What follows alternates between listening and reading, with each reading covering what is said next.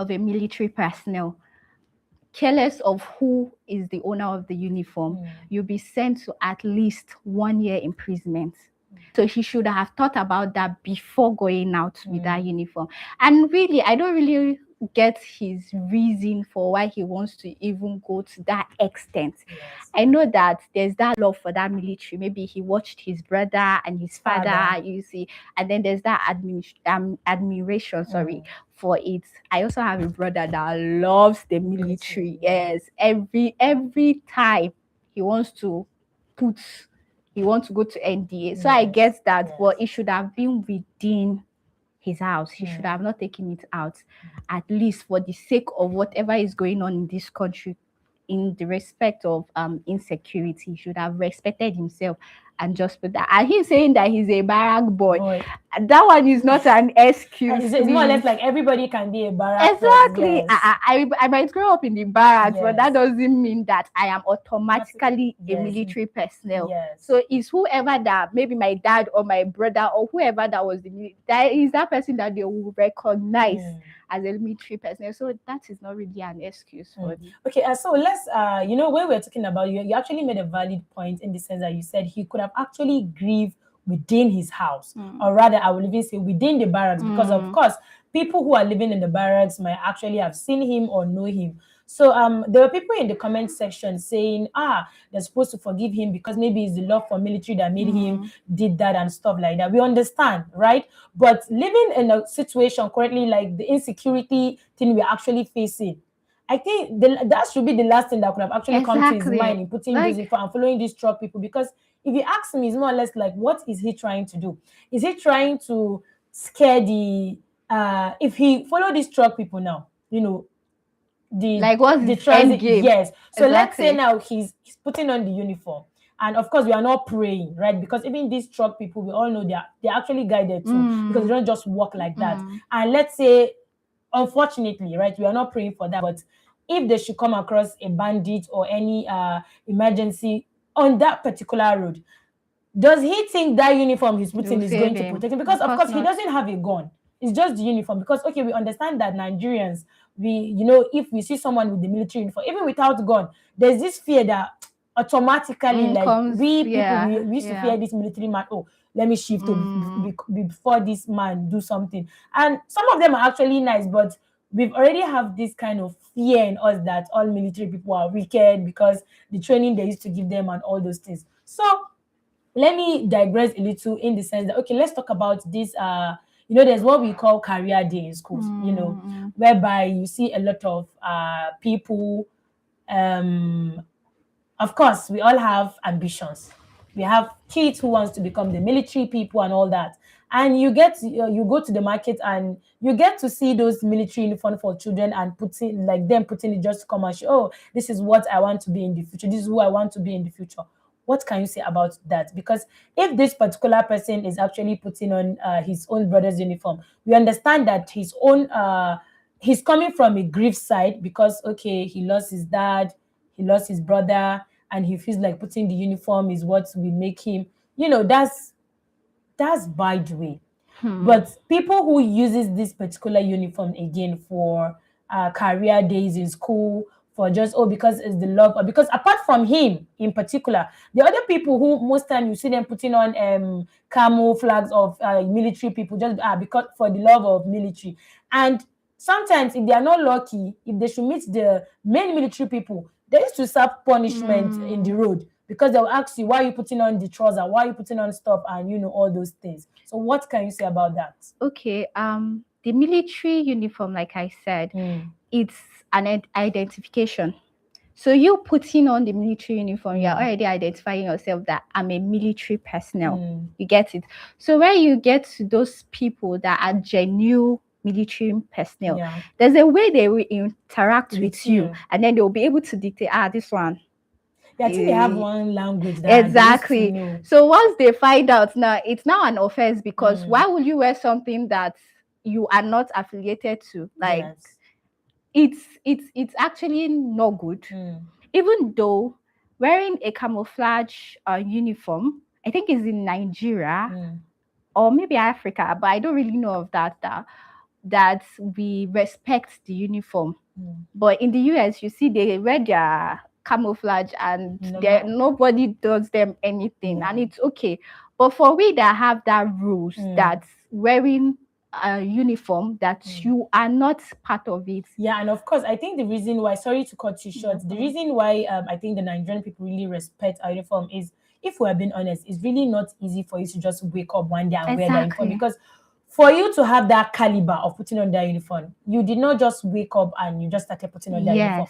There were processes you followed. There were trainings. There were, maybe let me use the word hardship, because of course, I've experienced, one of my actually childhood friend is a military person, and of course, he tells me stories what they've been through and everything. So for you to acquire that uniform, it's not just earned it. You get so that if you need to earn it before you put on that uniform. So I actually respect the Nigerian military for giving shall I say giving that punishment to whosoever is being caught to just put in the uniform just because you feel like because I like the military people. Of course, me as a girl, I cannot be a military person, but I actually admire the military people. I always say, oh God, if I want to marry, is military people. Really? I used to admire the military people, of course, because you see how neat they are, how good they are. Their uniform is actually fine. You get so you actually will admire it, but you should stop at that. Exactly, that admiration is there. Even as a lady,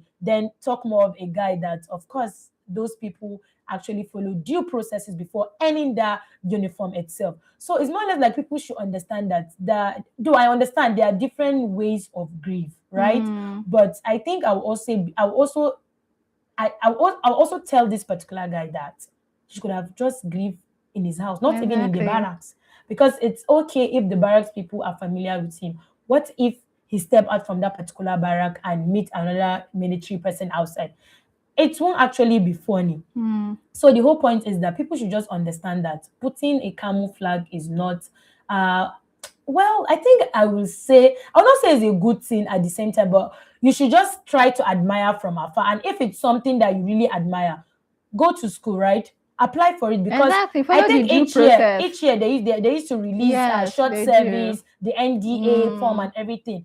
Go to school. If it's something you admire, go and write the exam. And of course, if you reach the standard mark of them calling you, and then of course you'll be there. So before we continue our conversation, Rachel, let's go for a short break, and then we'll come back and then we'll continue on that.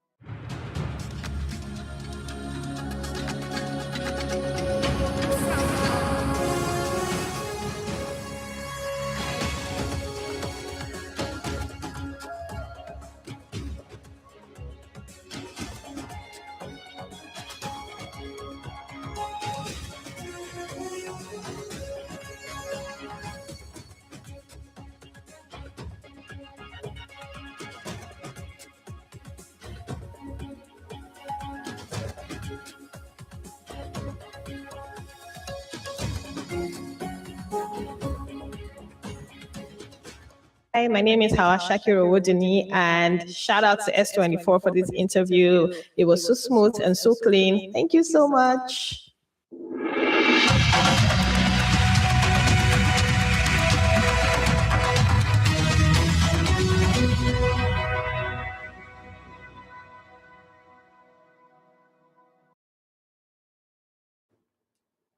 Okay, welcome back to Top Trend. And if you are just joining us, we are still conversing on the topic, the military uniform, and how grieving of a brother means for you to just take his uniform and impersonate, because that's actually impersonation in as much as he's actually grieving his brother. But of course, we all have a way of grieving. So we're actually talking with Rachel here about the career day. So let's hear her thoughts and learn from this. Okay, let me borrow your words. Okay. You said that you should admire from afar, which is very true. Now, why people use the uniform for career day, for me, how I view it is that, is to help these children be able to identify, okay, what they want to be, and help them like groom it till they get there. But unfortunately, even as we that wore the military uniform when we were small, look at what we are doing now. So it's not a guarantee that Yes. it will be like that. But at least for those kids coming up, if you see their excitement, don't kill it. There's a Yes. reason for it. So even if it doesn't end up with, like, they don't end up doing the military, whatever, Yeah. but at least having them get that memory, that moment is enough. It's worth it. But again, I also feel that the uniform, in a sense, should not be accessible for everybody to use, because I think that's where the abuse comes from. So when people get access to it, of course, anybody, even a Marjorie can carry it and wear it, even Mira can carry it and wear it. So the uniform should have strict rules on how it is being gotten. And anybody that is being found wanting, maybe he will say in his own case he did not know that what he was doing was actually wrong. But then there should be like a strict rules as to why this uniform cannot be used by just any other person except a military personnel, so that even if it's for career day, we know that, okay, once we go to school, they are done with it, you remove it. You get it? Yes. So there will be no You know, movement of what that. you just code, said I now get just it. brought something to my head now. The khaki NYSC uniform. I don't know if you've seen a lot of Mura people with NYSC khaki, and I'll be like, is it that no they don't respect. respect the NYSC uniform? And they said that the boots, you see the boots, as like, when did this one started? exactly. So if you ask me, up to now, I still have my NYSC uniform because I think it's something that I'm actually proud of. Very and well, like, very I need well. to keep this, and I'll still, I don't know, not that I'm going to wear it, but I just need to keep it, and then I'll tell my children that your mommy, Yeah. she did the NYSC thing, and this was her uniform and everything. So those kind of uniforms and everything, I don't know, for NYSC actually is so accessible, because a lot of people, after you serve for 1 year, you feel like, what am I giving going somebody to? And then you yeah. just, some people even trade away. And then you see a lot of people who probably are not even supposed to, but then some people say it's just an outfit. Well, maybe it's just an outfit, but for some people, it's actually memories and something to actually keep close to mind. But the whole point is that people should actually understand that this military uniform of a thing, especially because we all know the insecurity we are facing now. This is just the wrong time, the wrong timing for anybody, not even this particular guy that is actually, I think I would even say his own side is actually understandable because he's mourning. Let's say it's on the, because, but then that does not warrant him to still do that, of course. But people should understand that putting a uniform, a military uniform personnel, just to show, because, oh, it's because I love the military. Oh, it's because my brother work did, hard oh, for because it. his father. Do you get? I wear it with so much joy. Because the insecurity is actually sensitive, because Yeah. that even brought my head to a video in, I can't remember the state, because a lot of bandits have actually come into that particular community with uniform. So that particular day, they were actually real military, but they did not even know. When they came in, they were actually speaking in Hausa, Kugudu, Kugudu, sun shugo, meaning run, run, they are here, they are here. The military people were actually telling them, no, we are military, but of course, they cannot even differentiate a military personnel and the real bandits. Yes, that's so true. you can imagine the fear and everything. So this actually is just a bad timing for anybody. And I repeat, anybody to think of putting on a military uniform just because you feel like, no, I love the military. No, I love the me that I love the military. Let me should I be putting the military uniform? It's like you want to go to jail. Exactly. So I think these are sensitive things that we need to, look at, and people should be really, really be careful. Honestly, a lot of people really admire the military people, but of course, we should know what to do at the right time and do the right thing. That's just the whole point. So Rachel, moving on to our next story, which is it's actually disturbing. A video circulating online allegedly shows a man molesting a child. A neighbor reportedly noticed what was happening, and the neighbor actually began recording from a distance. And according to reports surrounding the video, when the man noticed that he was being recorded, he allegedly, confronted and assaulted the neighbor. And then he started, that particular neighbor started, beating him. So before we actually come back to digest this particular topic, Let's take a look at that short clip.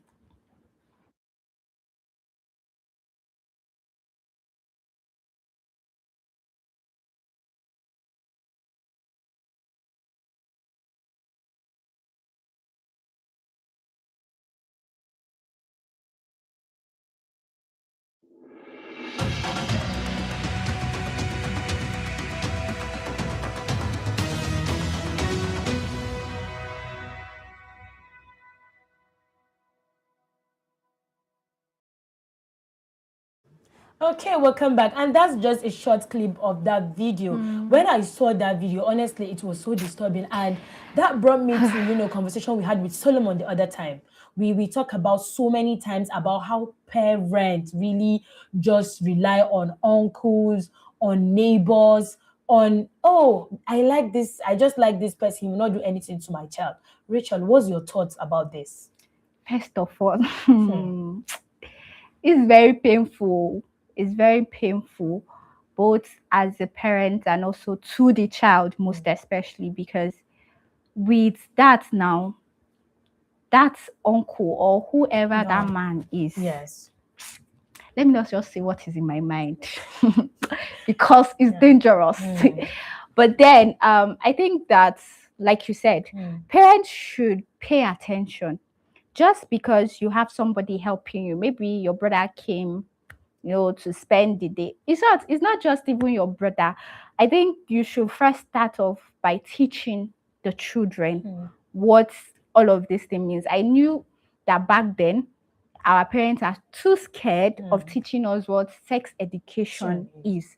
And so some of us grew up until I think when we were mature, that we started even understanding what sex education is. And some people, because of the lack of the awareness, they actually missed it. Like some people really fell into the trap.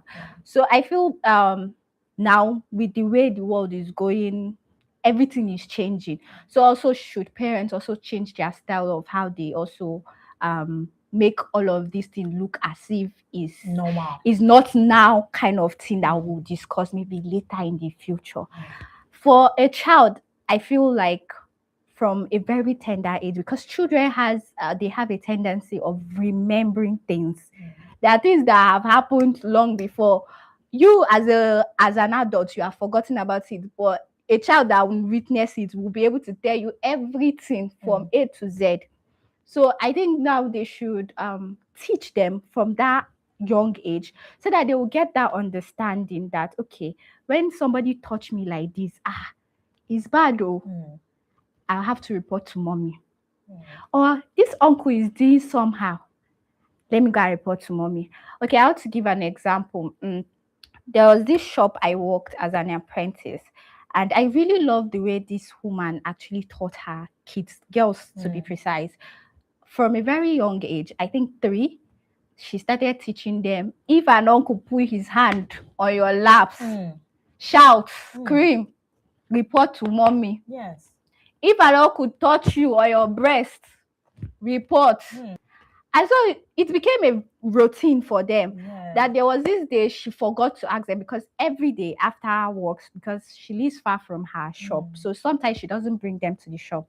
But every day after work, she used to ask them, who taught you anyhow? Did any uncle touch you anyhow? Then they will now say this and this, if there was, if there wasn't. So there was this day she forgot to ask them that if anybody. They came and met her. Mommy, you did not ask us. So to tell you that these children, because of the constant teaching she has given them, it has now become part of them. That it will be so easy for them to actually, uncle, stop it. Uncle, don't touch me. Exactly. So if she had kept it and say, okay, I will teach them when they are young, she's not with them at that moment. Like it might take hours before she goes back home. So she doesn't know what will happen within those period of time. You get it? So, but them having that understanding, they will know that even if the uncle tries any nonsense, they will tell their parents. And that's because some uncles, even after doing the nonsense act with you, they will start threatening you. If you talk, I will kill you.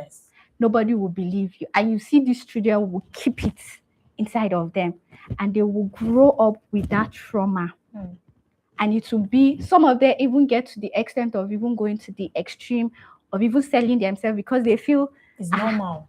It's worthless Yeah, that this because, uncle because touched watching me. at that clip, you see that the girl was just there because she doesn't even know what was happening. Exactly, but if not for that particular neighbor that was actually recording, she did God not. bless that neighbor. She was just standing and he was doing what he was doing, and she don't know what was going on.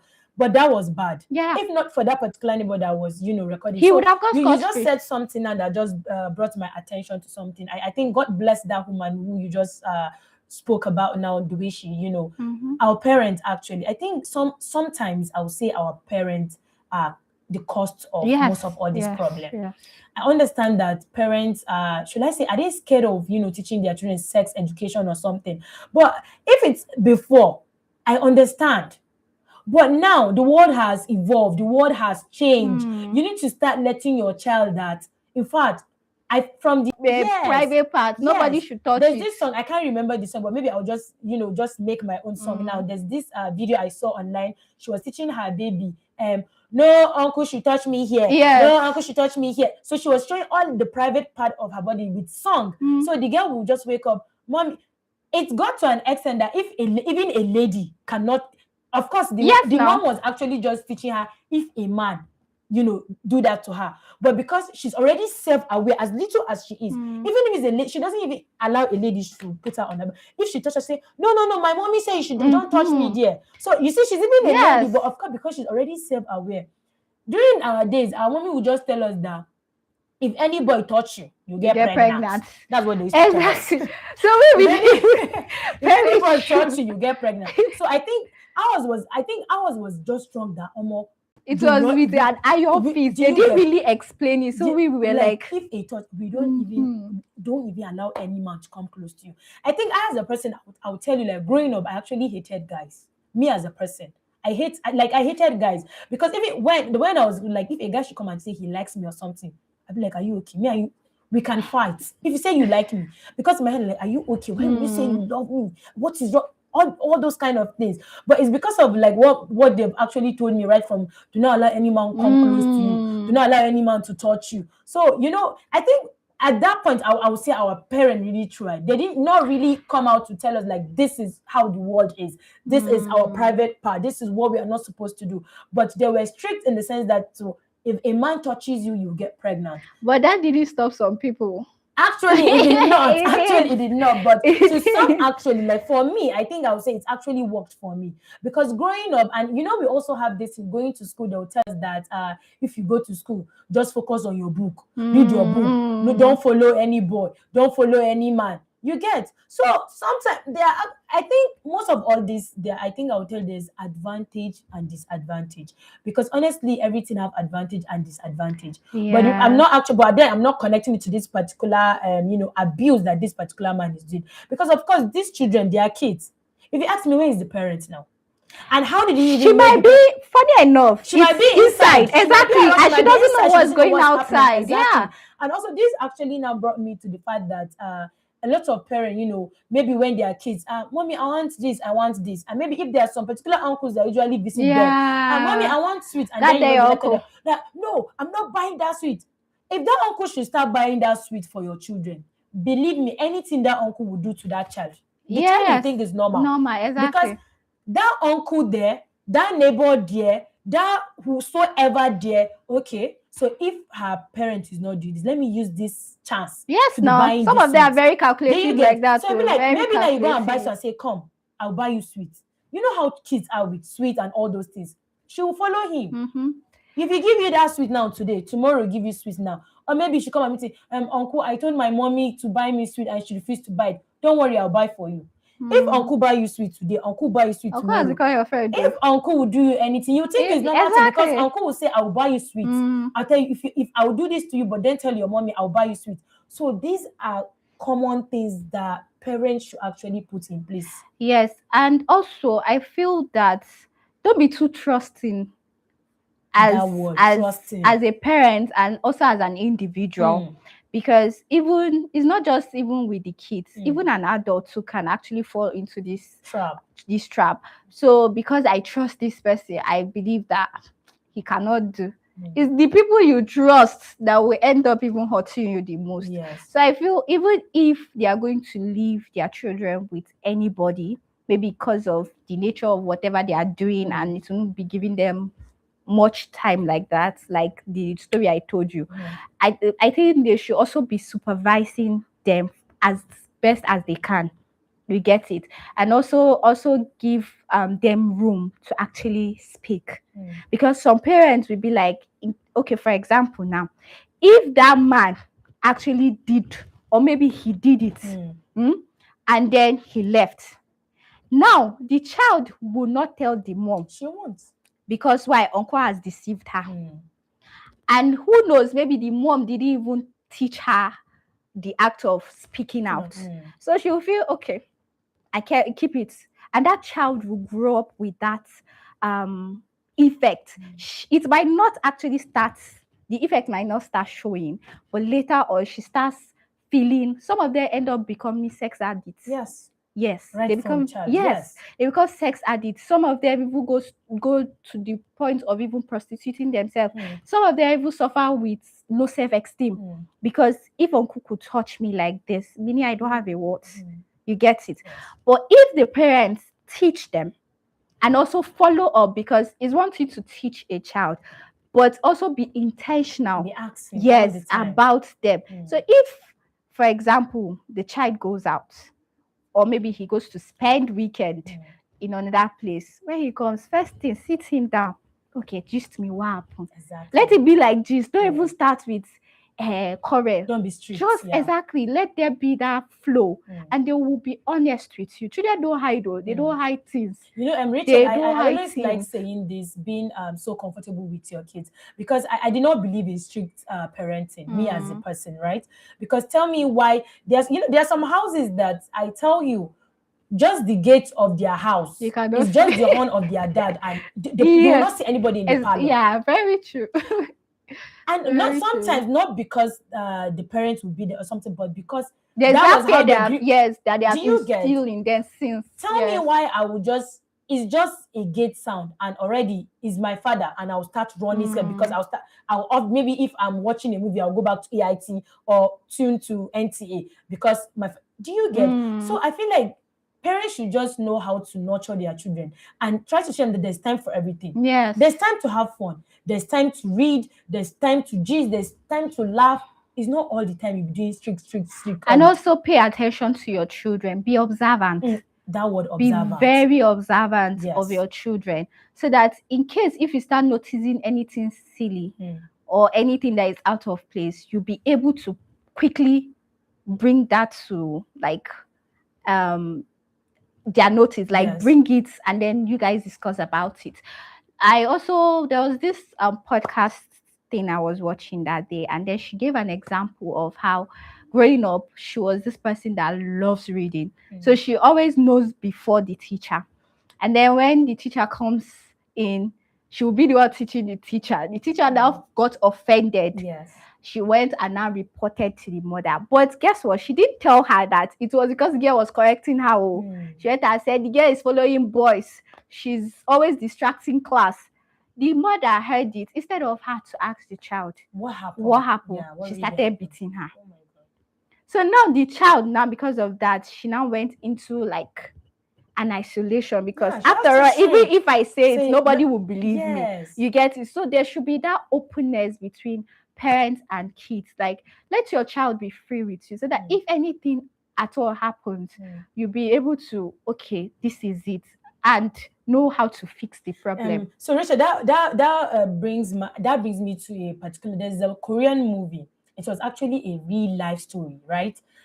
This school is actually school of people with disability, especially the hearing impairment people. The kids were not hearing, they don't talk, because of course it's school whereby they teach them how to talk and everything. So those teachers in that school were actually abusing those kids, and nobody knows.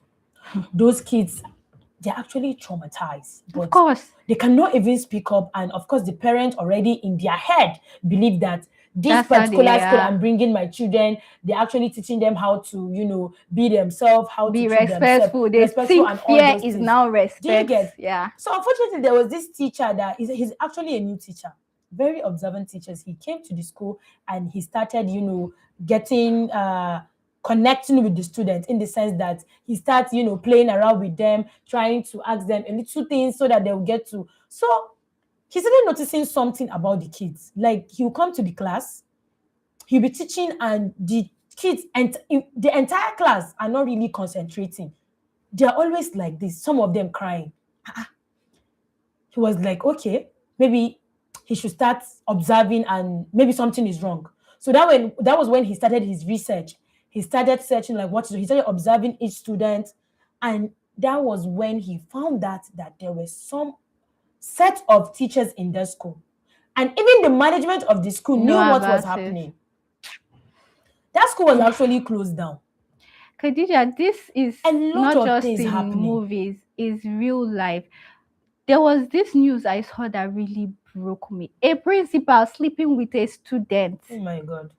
Like, I don't know why this rape thing is increasing by the day, because it's not just about even uncles Yes, and this thing, yes. even down to fathers molesting their child. Like, how do you think, like, how is a child attractive to a grown man, for Christ's sake? Like, what is in that child that you can't go and look for it outside? Not like I'm preaching for anybody to go outside and look for this thing, Yes. but that's a child, for Christ's sake. So I don't know how these people think. And some of them, they don't have any mental issue. They don't. They don't have any mental. It's just who they are. It's just who they are. I know in our society, most especially, I don't know, even till now though, when things happen, they'll tell you keep quiet, don't say anything. Or more or less like the family, do not spoil our family reputation. name. That word, Exactly. reputation. So they don't even care about the victim. It's about the name. You get it? Hey, uncle touched me like this. Which uncle is just joking with you? And then that's how the case would die. Yeah, so Rachel, let's go on a short break, and if we come back, we'll just try to, conclude this and end with our last story. So we'll be right back in the next few seconds.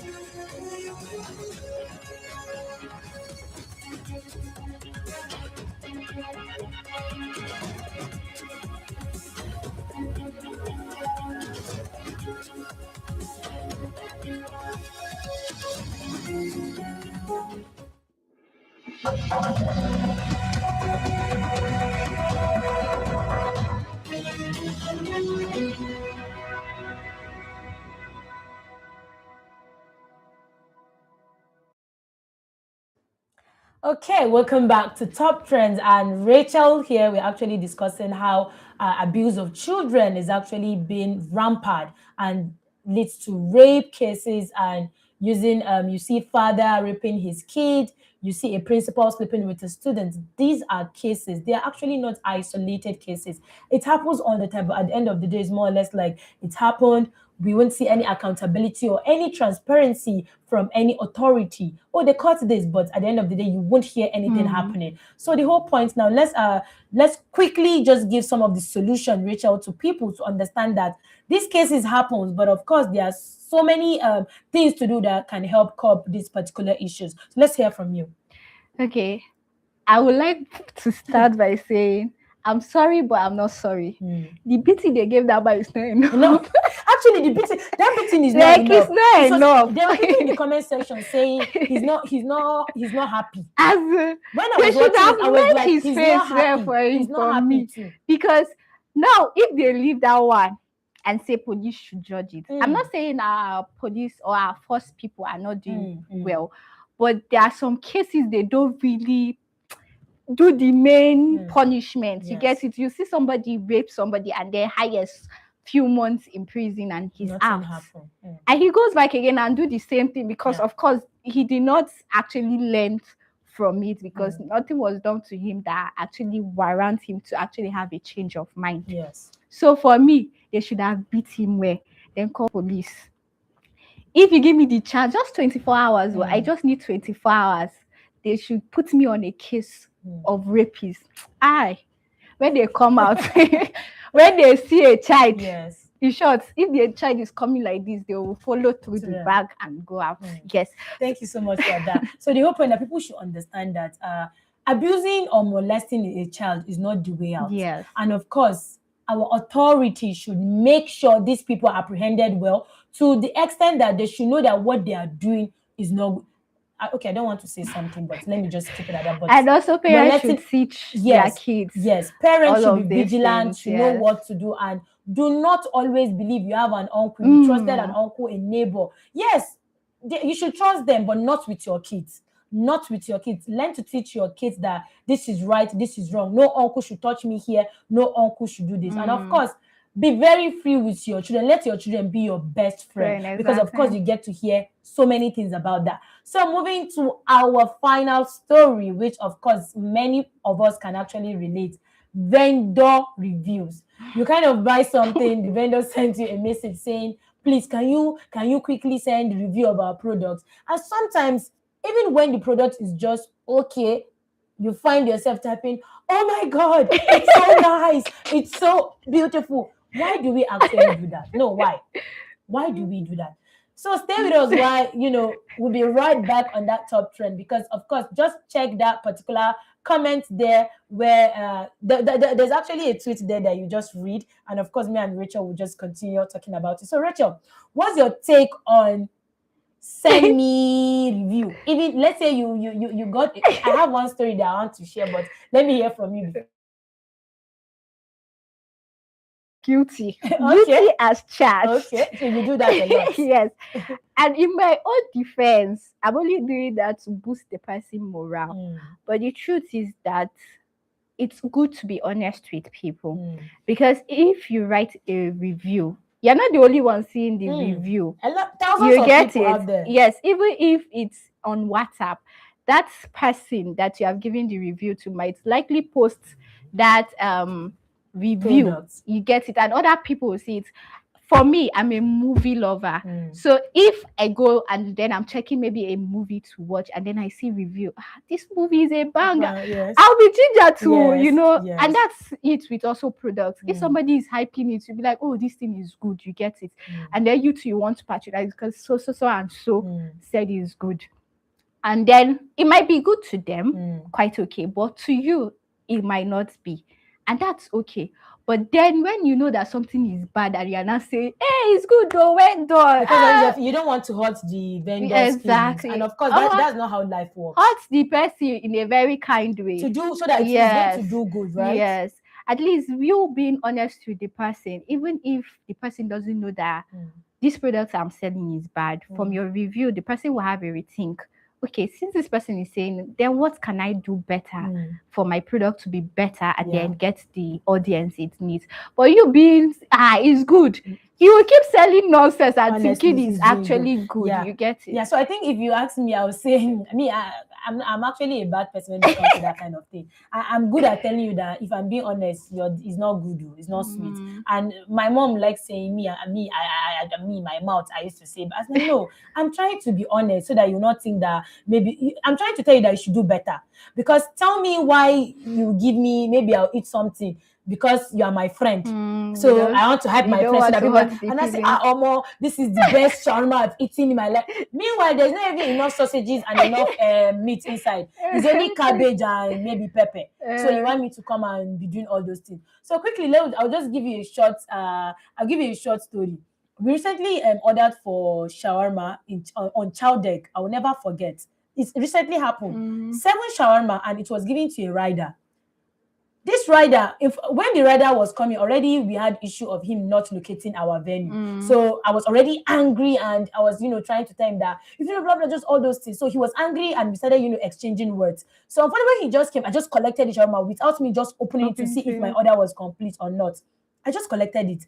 Collecting it, coming to the office to sit down and open my shawarma. I saw it was 6. Where is the 7? The one that will pay you is that the 7th one was actually the biggest shawarma. It was the one that has, it was the biggest among them. Those ones were actually small, and that one was big. I called Monday. Monday was the name of the vendor. I will never forget Monday. This one we called him. Guy, we ordered for these particular things, right? Where is the 7th one? This man said, no, they did not give him. That was the only thing. We got in contact with those people that was in. They say, of course, they gave him. So you could see actually that the altercation between us. And then I had to reach out to the vendor that we got it from. How far? We ordered this and we got this. We called Monday. Monday said they did not give him anything. So how can we get our... Then the vendor now told us that we should reach out to Chowdeck. How am I going to reach out? So in that particular thing, there was actually a bridge gap between those vendor and Chowdeck, because tell me why you will not get access to those particular people. He ran away with big shawarma. And again, if you now leave a and bad then, review, and then you now want me to come back and tell you that it's very good and everything is good. So by the way, so quickly, Rachel, in one word or in one sentence, just tell us what you think about all these things. First of all, I feel, be honest, seriously. Honesty is key.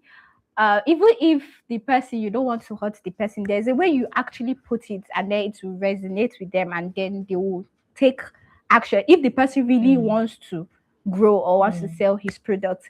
And also, vendors, please do better. Don't be doing copy and paste. Honestly. Be authentic. If your product is not good, stop putting it out there. Look for good ones, because if somebody buys something bad, you don't expect that person to come back and say, "Hey, you did well." Now you go collect. Yeah. Thank you so much, Rachel. And of course, let me be honest now. Of course, they refunded our money back, but that's it. And that's where we have to leave it today on Top Trend. We've talked about grief and the concerns around the military uniform. We've discussed the disturbing issue of child protection and alleged abuse.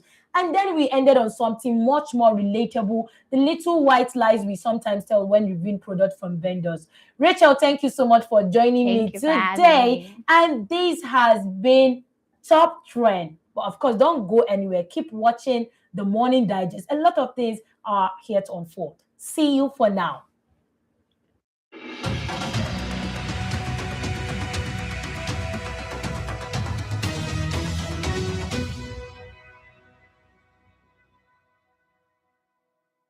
Why is it that you can forget passwords or what you ate yesterday, but somehow you can still remember your first love years later? It's not just romance, it's psychology. Your first love is usually your brain's first experience of deep romantic attachment. It's filled with so many firsts.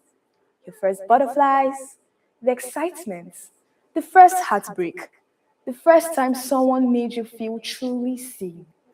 Because it happens first, your brain treats it as important. Psychologists call this the primary effect, where first experiences tend to leave a lasting impression. Then there's brain chemistry. When you fall in love, your brain releases chemicals like dopamine, which creates feelings of pleasure and reward, and oxytocin, often called the bonding hormone, which helps build emotional attachments. Together, they make those memories stick. If the relationship ends, the heartbreak can leave an even deeper mark. Research shows that emotional rejection activates some of the same brain regions involved in physical pain, which is why heartbreak can genuinely hurt. But here's the twist. Not forgetting your first love doesn't always mean you still want them back. It might mean what you're really missing is the version of yourself you were back then. More hopeful, more curious, and experiencing love for the very first time. So, if your first love still crosses your mind once in a while, don't panic. It's not a sign that you can't move on. It's simply a reminder that your brain remembers emotionally significant moments, and first love is one of your biggest. Good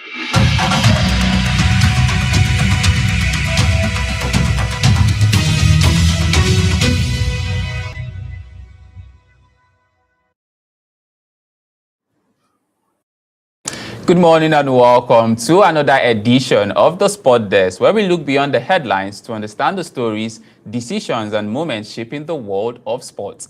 I'm your host, Udokan Godspa. We've got an interesting mix of stories for you this morning. We begin with the Community Shield and Arsenal's impressive victory over Manchester City. Was this simply a trophy to start the season, or an early warning to the rest of the Premier League? Then we turn to Victor Boniface and the question that has followed him through the last 2 seasons. Can he stay fit long enough to rediscover the form that made him one of Europe's most exciting strikers? From there, we shift to Cristiano Ronaldo and the possibility of retirement as one of football's greatest goal scorers approaches what could be the final stage of his remarkable career. And finally, we look at Victor Osimhen after his 2-goal performance and ask whether the numbers are telling the full story of where he stands among Europe's elite strikers. 4 stories, different angles, and plenty for us to debate. Joining me on the decks this morning, as usual, is my colleague, Stephen. Good morning, Stephen. How are you doing today? Good morning, my brother. I'm good. And you? Awesome. I'm doing well. It's nice to have you here this morning. It's good to be here. I mean, it's good to be back on the Sport Decks once again. It's so good to be here.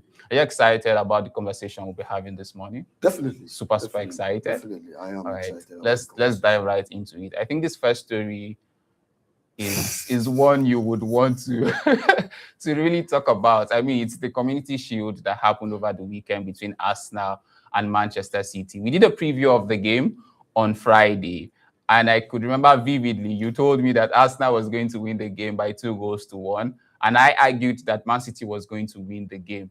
But eventually, we both saw the result. It was 3-0 to Arsenal. We do have a short clip of the goal scored by Arsenal. Maybe we should start right there. It should be displayed on the screen any moment from now.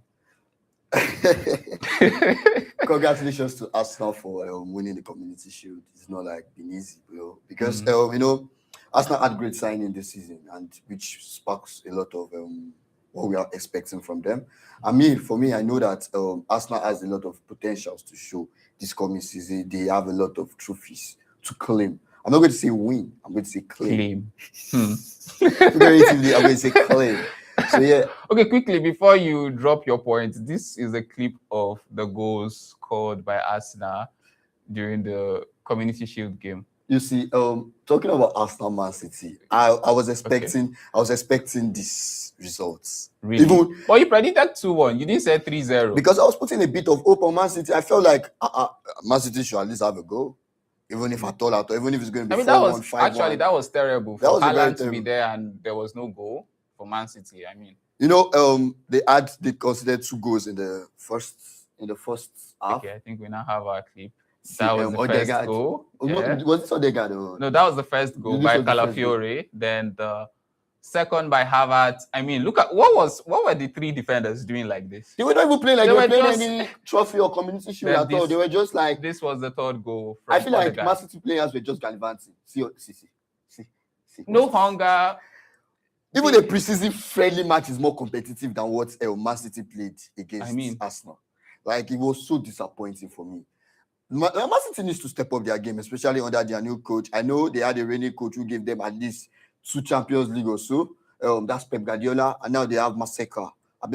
Just one Champions League, who was also an assistant to Pep Guardiola. So I know that he has a lot of potential. He needs to bring out the potential. He needs to bring in that game hunger, that goal hunger, because I always see Pep on pitch and how restless he is, especially when he's playing against teams. He's always walking up and down. Most times, always carded. Even if Pep doesn't get a yellow card in one particular game because of his restlessness and trying to let players control the game, it's always just there. I see the players play like they play like, okay, they lost a dictator. Now they are under the influence of they can do anything they like. They're just so casual. So casual game. This is not competitive enough for a competition. So this point you just made, I had a question with respect to this point you just made. So do you think their performance? It's the Community Shield game. I know it's not the full season, But do you think this performance was a tactical issue, or just like you just made mention, the players not willing to put in their best? Two. Both. Look at the game. But you just made mention. But you just made mention that Maresca is an excellent coach. That doesn't mean he gave us an excellent game in the Community Shield. Oh, you might be an excellent coach, but you might not give us an excellent game when we need you to give us an excellent. This is a Community Shield, not a friendly match or not a Premier League opener. Yeah. This has a lot to say when the season starts. This has a lot to say for Man City when the Champions League starts. Man City is a team that we have high hopes on, especially when it comes to games like the Champions League and the Premier League. And now, see when they played a Community Shield against Arsenal, and look at the kind of record they have against Arsenal. Man City were defeating Arsenal last season. Yeah, their last two fixtures between both teams, Arsenal won 2-0, 2-1. We made mention of it in our last conversation. Then we now saw this devastating display from Man City over the weekend. Arsenal played like they are ready for the season. Yes. Man City played like they don't know what they are doing. How will you come to a trophy, a competition, no matter how small it is, it's still a trophy. A win is a win. And you're coming into a game and then you're just playing like you're gallivanting around the pitch. It doesn't say a lot. There was no passion, there was no pressure, there was no tactics. We were just playing, and then Arsenal could have done. I'm even disappointed in Arsenal for not beating trashing Man City 5-0. But 3-0 is you expected more goals. Yes, more goals, because Man City did play 2 goals in the first half, then 1 goal in the second half. They would have done more than that. And they had their great number 9, one of Ballon d'Or's potential winner. Alan there, and then you are playing like not do anything, no goal at all. Let's talk about Arsenal for a moment. Let's not focus on the entire squad. Their new signings started that game. Christo started, Bruno Guimaraes started, and they were very impressive. Christo had 2 assists. I mean, with these signings they've made and the previous squad they had, would you now say Arsenal is ready to win the league again, win the Champions League, and maybe win the FA and maybe everything this season, every competition they play? You try to tell me, will I now see? It's obvious. It's obvious? It is obvious. They are great signing, already showing impact. They are already showing whatever it takes. Well, it's just one game, and it's the Community Shield. Forget if it's just one game. We saw Arsenal last season without their new signing and how impressive they are. With their new signing, what impression do you think you're going to make for us? They're going to give us a very excellent game. I mean, those guys are ready to win. They are very ready to win. That shows that a team is ready. I'll even give an instance. I even saw Real Madrid too. Real Madrid played the whole preseason unbeaten. Shows that they are ready to compete. Okay. I'm not even saying they are ready to win yet. I'm telling you they are ready to compete. But we've seen instances where clubs perform very well in the preseason. Then they get to the league improper, and they are just nowhere to be found, off rhythm, losing games back to back. I saw that with Manchester United one season, I think 2 or 3 seasons ago. We're performing very well in preseason. We got to the season and we're playing off rhythm.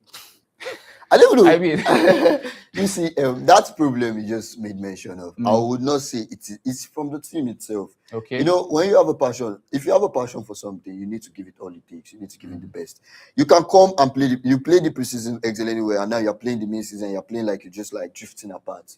It shows like you got the potentials, but you're not ready to display the potential. They have the potential to win. Every team has the potential to win.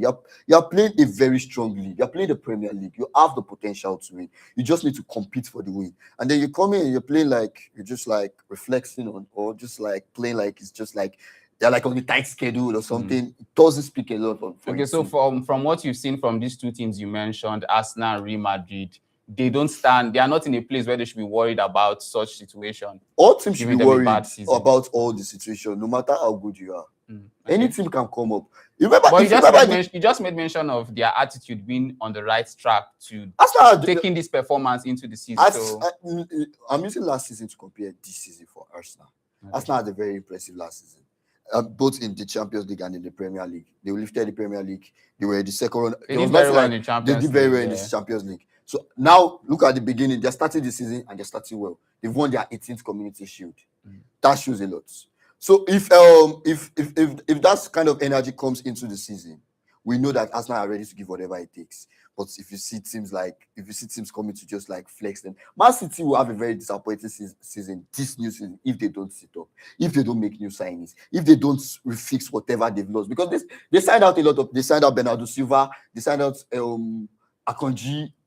A lot of their players are no longer. And we actually saw their record record signing in the midfield, also play on Sunday, and I don't think I even saw anything special about the guy, the Anderson, and they spent about 140 million pounds on him. So there's a deeper issue with the Manchester City team. I pray and I hope they get to perform better in the season. Manchester is one team I look forward to, especially when they are playing against Manchester United.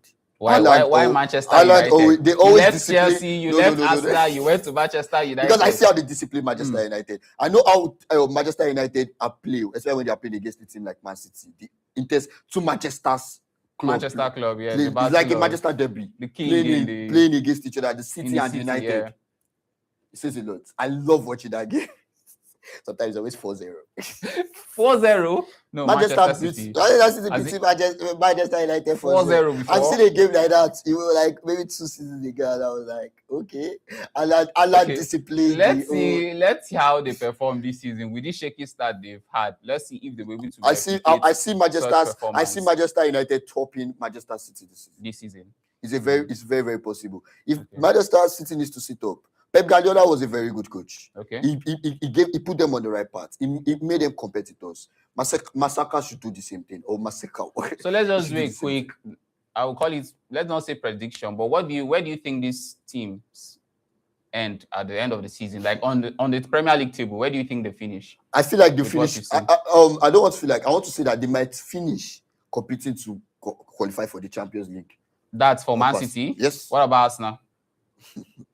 Either they are the first or they are the second. Okay, so first or second for Arsenal. Yes, sir. All right, we'll continue to watch and see how the season goes. Hopefully they perform very well. And hopefully my very own Manchester United is also up there. Very own Manchester United. Okay. Let's quickly move on to our next story for the day, which is our very own Victor Boniface.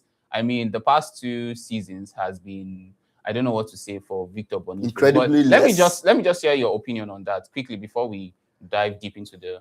Victor Boniface, I see him more as a social media influencer than a footballer right now. Really? Maybe, I don't know how to say, maybe because of injury based or something. He's a great player. He has great potentials, but injury is one of his setbacks. Injury has disrupted his... Even now, I see him related with a lot of TikTokers, even gifting on TikTok and all. I will say, okay, let's just... He's very active on X. He's very active on X, and I see him coming back to back, clashing with tweets and replying. Someone might reply and then he's going back and forth on tweet and all.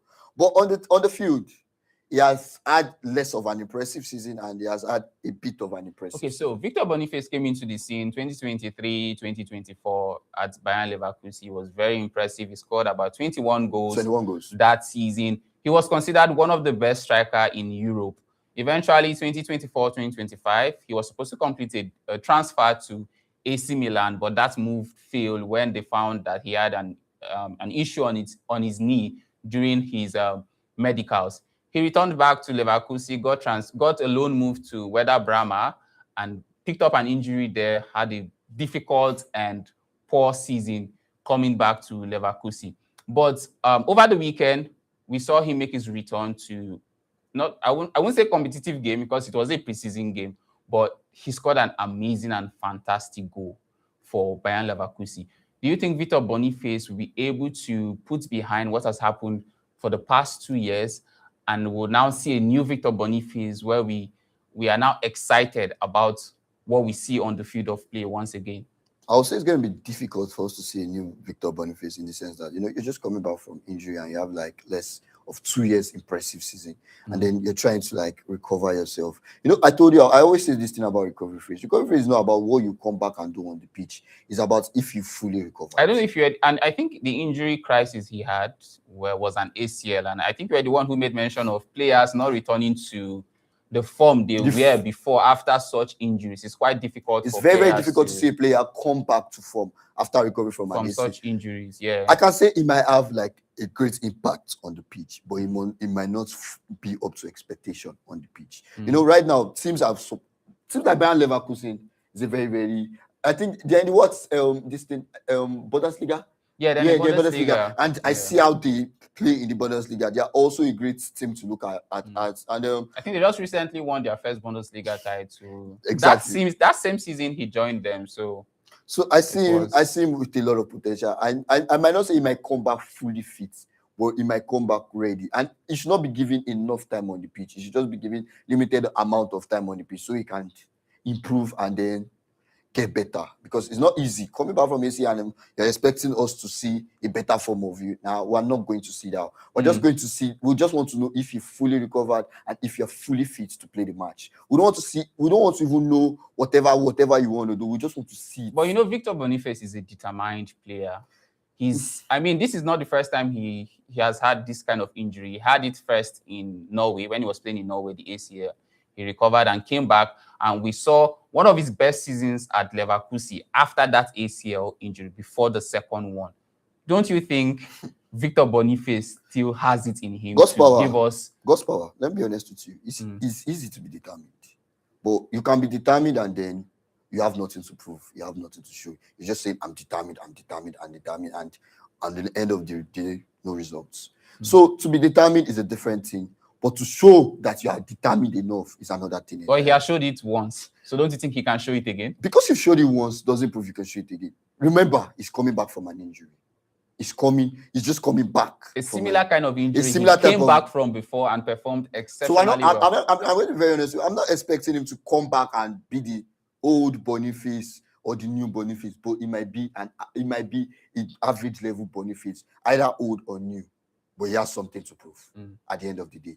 So if Boniface manages to stay fit throughout the entire season, how high do you think his ceiling can still reach as a player? I think he's 24, 25 or 24, so he's still quite young. How high do you think his ceiling? He has time on age, and the sky is the limit. Okay. So no matter what it takes, he has something to prove.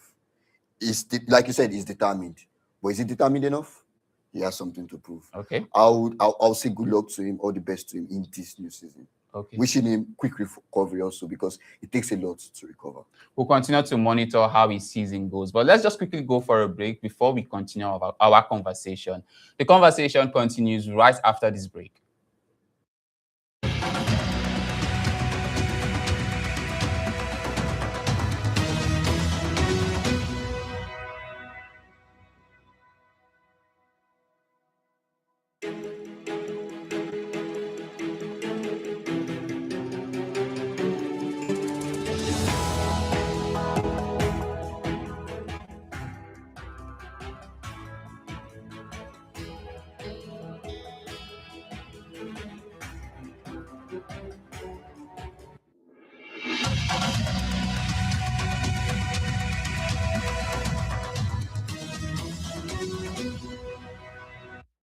Welcome back from that break. And if you're just joining us, this has been Sport Desk on S24 Morning Digest. I've been having an interesting conversation with my colleague, Stephen. We'll dive right back into it so you continue to enjoy the conversation. Stephen, we are back. It's good to be back again. Once again. Let's just quickly move on from Boniface to our next conversation for the day. I mean, this is somebody we spoke about on our show on Friday. The very GOAT himself, Cristiano Ronaldo. Yeah. So on Friday, our conversation was in respect to his ambition for the new season. Today, our conversation is in respect to this tweet from Fabrizio Romano.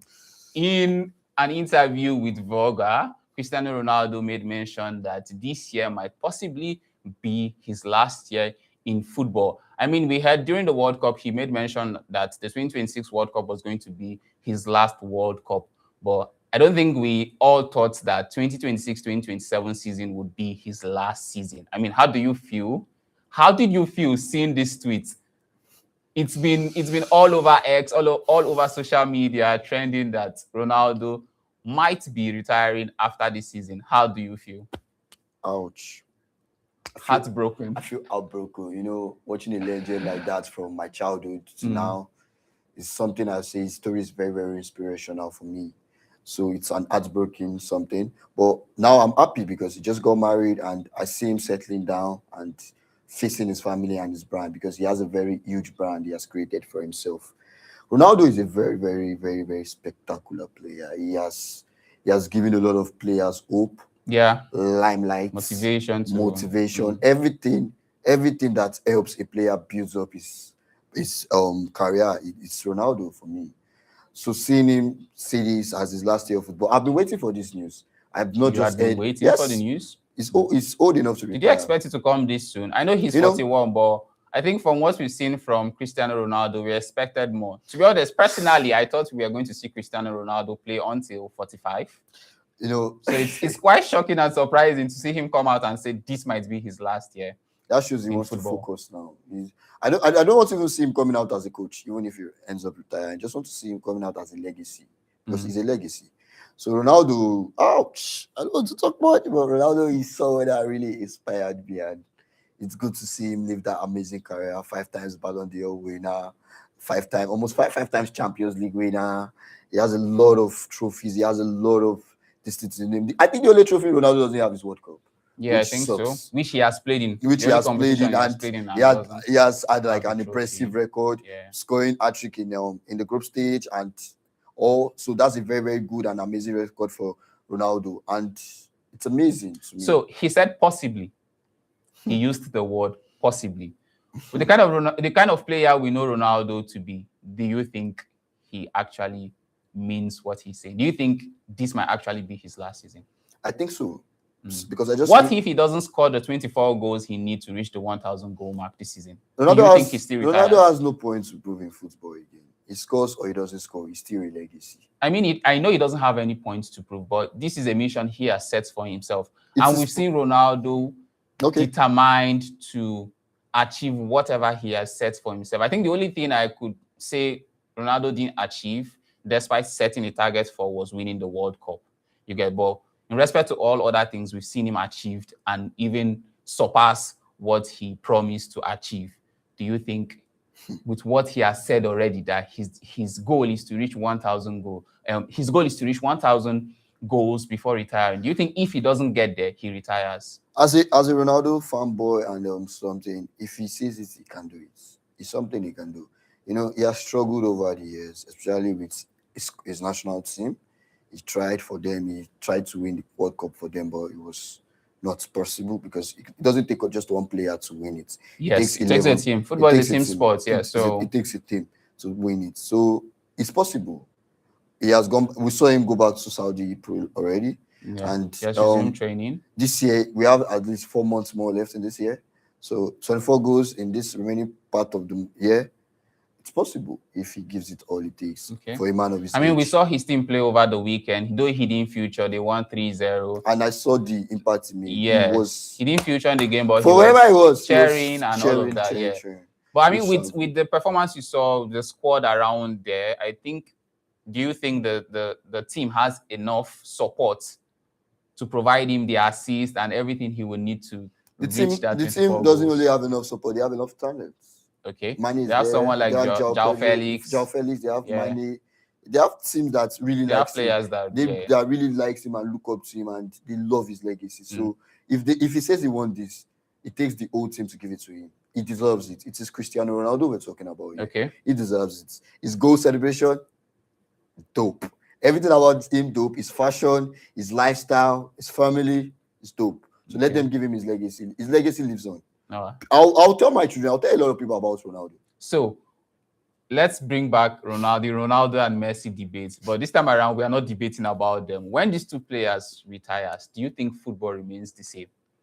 Okay. I mean, you know, we had the likes of Pele, Maradona earlier on, and I want to believe that the people of that generation also thought the same way and asked the same question.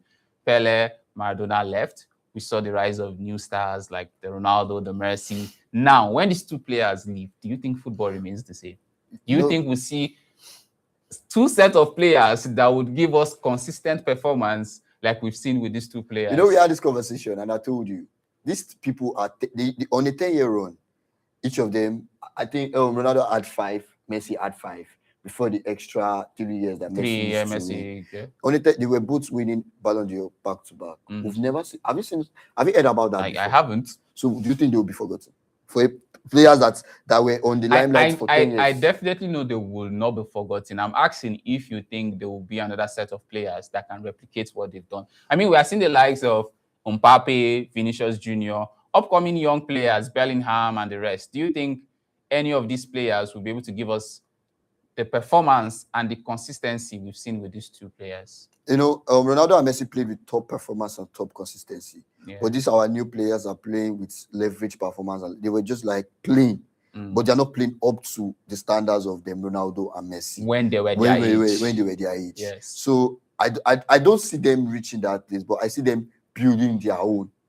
Their own they can be sharing it among three. You know, it was between Ronaldo and it could be among 3 players, it could be among 4 players, it could be among 5 players. But to see 2 players on a consistent level like Ronaldo and Messi, for now, I don't think so. But later on, we hope so. Well, we'll continue to monitor this story. Personally, I don't want Cristiano Ronaldo to be retiring next year. I want to see more 3 to 4 years of Cristiano Ronaldo playing football. Hopefully it's his decision and not ours. Hopefully we get to see what he chooses to do by the end of the season. Let's now quickly move on to our final conversation for the day. And we're returning back home to our very own VO9, Victor Osimhen. I mean, over the weekend, Galatasaray started their league defense in not impressive. They drew 2-2 with newly promoted Coram FK, but Victor Osimhen was impressive in that game. He scored both goals from that game. Hopefully we get to see a clip of those goals on the screen. But I mean, what do you make of his performance? He's been consistent with this performances, I mean. Victor Osimhen is a very good player. Yes. He's a very good striker, a prime 9. So that if you're looking for goals and you're trying to like cross the ball from any angle, his height and his intensity is tall enough to get a ball into the net or to the hands of the keeper. And that shows passion. For me, Victor Osimhen in Galatasaray has proven a lot. He's proven that he's capable. But then, you know, we saw a lot of like transfer rumors on him. Yes. With his kind of potential and in that kind of league, I want him to challenge himself. Go to a different league and let people see that he has dominated Turkish league. Let me be very honest with you. Can he dominate a league like Premier League, Spanish League, or League One, or Bundesliga? He has played in the League One. He dominated the League One, played in the Serie A, dominated those leagues. So I think we have proofs from those 2 leagues. Okay, we just want to see him in the Premier League. For the Premier League. With the likes of Haaland. Yes. I think that's where we want to see him play. Let's if he's going to play in the Premier League, what team do you think is going to fit him? To me, Arsenal. Oh no, Chelsea. I see him playing. Why not Arsenal? You made mention of Arsenal initially. Arsenal has a crook player called Guy Correso. but he doesn't have the same attributes as Osimhen. Yeah. Osimhen will actually make a very good one with Arsenal, but with the kind of Arsenal play, Osimhen will not really fit in. But with the kind of Chelsea play and a coach like Xabi Alonso, Osimhen will find his impact there. I see a lot of Galatasaray, how they feed in ball. You know, as a striker, you need players to depend on. You're not only striking for your team. You need players that would send you the ball and then we expect you to make the goal. So if he goes to a team like Arsenal that they have like great players, like you see the likes of Declan Rice scoring from if it's not from a free kick, he's scoring. Yeah. He can even score a corner kick header or something. You see the likes of Izzy, all of them, even Lewis Kelly playing. So those kind of players might not really give Osimhen what he wants. Okay. But if he goes to a team like Chelsea, where he has like Estavo, he has João Pedro, he has like even their new sign, he has Endo Fernandez there. It's going to make a very great impact. But if he goes to a team like Manchester United, please keep Manchester United out of this conversation. We have our own Sesko. I don't think we are interested in signing Osimhen. Leave us out of the conversation. Okay. Just leave us out of the conversation. But he's a very great player, to be very honest. He's an excellent player. I mean, both for club and country. He's an excellent player. It. I see him, even a national team, I see his anger. He has 2 things, anger and hunger. And once you can combine those 2 things positively on the pitch, it shows that you have great impact to me. Okay, we've seen these transfer rumors surrounding Osimhen, but he seems to be happy at Galatasaray. And the club itself are not willing to sell him at this point. They are not willing to sell him because we've seen reports of them rejecting transfer offers for him. First and foremost, do you think Osimhen should be leaving Galatasaray at this point in time? No, I would say Osimhen is in his prime or as 27. This is his prime. Is Yes. in his prime already. So when you're in your prime, you are open to explore. Okay. You are open to make your decision. If you stay in Galatasaray now, if Osimhen stays in Galatasaray, do we see him as a Ballon d'Or potential? Do you see him as someone that will want him to win the Ballon d'Or later on? But if it goes to a team like all this Chelsea, teams that when they are competing, they get closer to like the global stage of the UEFA Champions League final. That's where if you're in your prime and you're in those kind of team, you have a lot to prove, honestly. But if you're in Galatasaray, you're like limiting yourself. And I feel like he's limiting himself in Galatasaray. He needs to come out. He needs to open the door, come out and go and explore. So for you, with the performances you've seen from Osimhen, he should be making a move to one of Europe's top club. Yes, sir. Specifically to the Premier League. I think you want him to go to Chelsea. I see him making great impact in the Premier League. Yes. Because see Haaland came from Dortmund and he's making impact in Man City. I think the only obstacle with us comparing him with Haaland is the problem that he hasn't played in the Premier League yet. So that's why I said let's go and see him in the Premier League. We're already bringing Haaland to the Ballon d'Or topic. Yes. I want to bring Osimhen. Osimhen is a Nigerian. Topic. So that we can talk about Osimhen as a Ballon d'Or contender. All right. Okay. Hopefully we get to see Osimhen move to the Premier League and show us what he's capable of doing in the biggest stage. Stephanie, it's been amazing having this conversation with you once again. We've eventually run out of time. Well, I mean, our conversation was quite interesting today. Yes, sir. Yes, sir. Yeah. And that brings us to the end of today's edition of the Sport Desk. I remain your host, Udoka Godspa. And as always, thank you for spending your morning with us on S24 Morning Digest. Do have a great day, and we'll see you next time.